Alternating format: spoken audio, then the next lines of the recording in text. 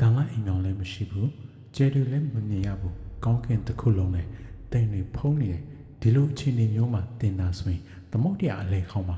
လမ်းမပြောင်းဘယ်လိုလုပ်မလဲလွန်ခဲ့တဲ့နှစ်ပေါင်း1000ကျော်ကဘိုက်ကင်တွေမှာတော့တိမ်တွေကိုဖောက်မြင်နိုင်တဲ့လိုပွင့်မျက်လုံးတစ်ခုရှိနေပါတယ်အဲ့ဒါကတော့ရာစုနှစ်ပေါင်းများစွာတဏှာရီလို့ပဲထင်မှတ်ခဲ့ကြတဲ့နေကြီးကြောက်ပဲဖြစ်ပါတယ်လွန်ခဲ့တဲ့နှစ်ပေါင်း1000ကျော်ဘိုက်ကင်နဲ့ဟာကမ္ဘာသမုဒ္ဒရာရဲ့အကြောင်းအရာဆုံးစစ်တီတော်တွေဖြစ်ခဲ့ကြပါတယ်သူတို့ဟာတန်လိုက်အိမ်အောင်မရှိတဲ့ခေတ်ကာလမှာအိုက်စလန်ဂရင်းလန်းကနေပြီးတော့မြောက်အမေရိကတိုက်အထိမိုင်ပေါင်းထောင်ချီခီးဝေးတဲ့ခီးစဉ်တွေကိုလမ်းမပြောက်ပဲဘယ်လိုသွားနိုင်ခဲ့ကြတာလဲဒီနေ့မှာတော့ရာစုနှစ်ပေါင်းများစွာတဏှာရီလို့ပဲထင်မှတ်ခဲ့ကြတဲ့နေကြီးကြောင့် The Sandstone ရဲ့လူဝချက်ကိုပဲအစအဆုံးဖော်ထုတ်ပြီးတော့မှပဲဖြစ်ပါတယ်ကဲဇလန်လေးကိုမစခင်မှာကျွန်တော်ရဲ့ Burma Note Channel လေးကို Like and Subscribe လေးလုပ်ပေးပါကဲအစီအစဉ်လေးစတင်လိုက်အောင်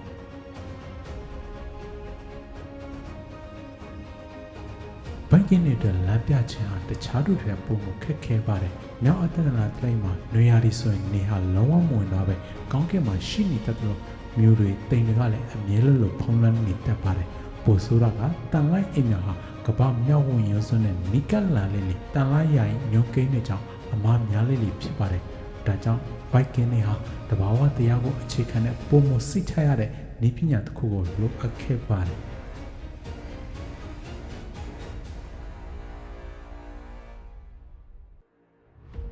North Denari ထဲမှာ Solar Sting လို့ခေါ်တဲ့နေကြီးကြောက်အကြောင်းကိုအချင်းချင်းဖော်ပြခဲ့ပါတယ်အထင်ရှားဆုံးကတော့ Brian Olaf တိမ်ထူပြီးနင်းကြတဲ့နေ့မှာဒီကြောက်တုံးကိုတုံးပြီးနေရဲ့ဒီနေရာကိုရှာဖွေခဲ့တယ်ဆိုတဲ့မှတ်တမ်းပါပဲဒါပေမဲ့ရာစုနှစ်များစွာတိုင်အောင်သိပ္ပံပညာရှင်တွေဟာ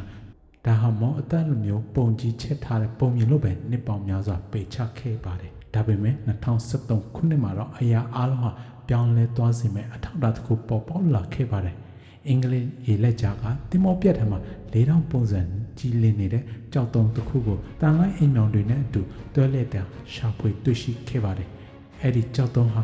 Iceland Spa လို့ခေါ်တဲ့ calcite ပုံစံခဲ့ဖြစ်နေတာကိုတွေ့လိုက်ရတဲ့အခါဒဏ္ဍာရီဟာလက်တွေ့အရှိတရားဖြစ်လာခဲ့ပါတယ်ဒီကြောက်တုံးဟာဘလို့အလုံးလုံးတာလဲသိပ္ပံနည်းအရာသူ့ကိုနှစ်ထပ်အလင်းရိုက်ခြင်းလို့ခေါ်ပါတယ်ဒီကြောက်တုံးတွေကိုအလင်းဝင်လာတဲ့အခါအလင်းနဲ့နှစ်ခုကိုခွဲပစ်ပါတယ်တိမ်ဖုံးနေတဲ့ကောင်းကင်မှာအလင်းတွေဟာ polarize ဖြစ်နေပြီးတော့ကြောက်တုံးကိုလဲကြည့်လိုက်တဲ့အခါအလင်း20ရဲ့တောက်ပမှုဟာတူညီသွားတဲ့အမတ်ဟာနေရှိနေတဲ့အရက်ကိုဒါရိုက်ညွန်ပြနေတာပဲဖြစ်ပါတယ်ဘိုက်ကင်းတွေဟာဒီကြောက်တုံးကိုတစ်ခုတည်းသုံးပါဘူးနေကြီးကြောက်ကနေနေရဲ့ဒီနေရာကိုတိပြီးဆိုတာနဲ့တန်လိုက်အိမ်တော်ပေါ်မှာအရက်ကိုပြန်ဖော်ပြီးတော့လမ်းကြောင်းမှကိုထိန်းညှိပါတယ်ဒီနည်းပညာဟာနေဝင်သွားပြီဆိုရင်တော့နေရဲ့ဒီနေရာကို45မိနစ်ခန့်အထိဆက်လက်ရှာဖွေနိုင်စွမ်းရှိပါတယ်ခေတ်တူတေတွေဟာဒီနီလန်ကိုလက်တွေ့စမ်းသပ်ခဲ့ကြပါတယ်ရလကတော့အံ့ဩစရာပါပဲလုံးဝပင်ဖုံးနေတဲ့နေ့တွေမှာတော့နေကြီးကြောက်ဟာနေရဲ့ဒီနေရာကို1ဒီဂရီအတွင်းတိကျအောင်ရှာဖွေပေးနိုင်တယ်ဆိုတာကိုသက်သေပြနိုင်ခဲ့ပါတယ်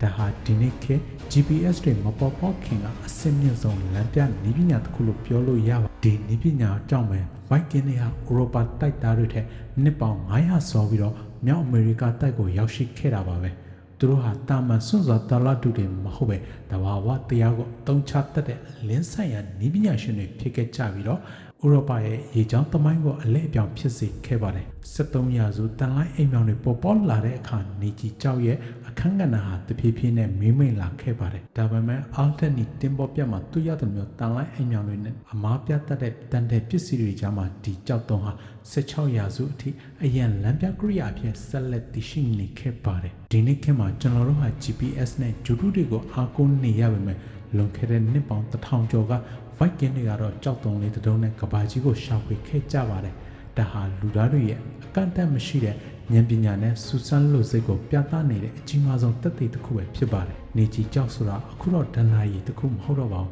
။ဒါဟာအတိတ်ရဲ့လိုအပ်ချက်တွေကိုသိပ္ပံပညာနဲ့ပြန်လည်ဖော်ထုတ်နိုင်ခဲ့တဲ့အောင်မြင်မှုတစ်ခုလို့ဖော်ပြပေးလိုက်ပါတယ်